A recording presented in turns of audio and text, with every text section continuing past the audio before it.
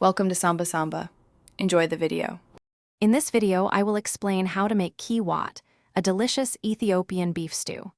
This hearty dish is celebrated for its vibrant, spicy flavor and beautiful deep red color. The secret to its distinctive taste lies in the unique Berber spice blend. We will guide you through each step, ensuring you can create this authentic and satisfying meal at home, often enjoyed with traditional injera flatbread.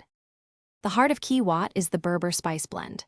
This intricate mix typically includes red pepper flakes, paprika, ginger, garlic, and fenugreek, among many others.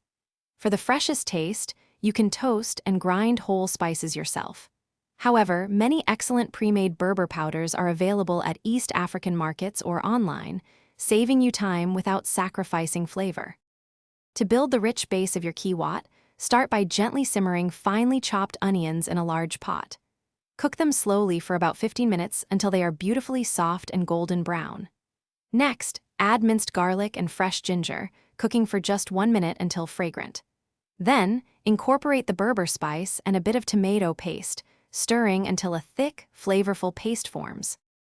Now, add your 1.5 pounds of cubed beef and about 2 cups of beef stock to the pot. Bring the mixture to a gentle boil, then reduce the heat to a simmer. Let it cook for at least 1 hour, or until the beef is incredibly tender and the sauce has thickened to a rich consistency. Serve your piping hot Key Wot immediately, traditionally with spongy injera flatbread, perfect for scooping up every delicious bite. Thanks for watching. Consider subscribing if we helped you.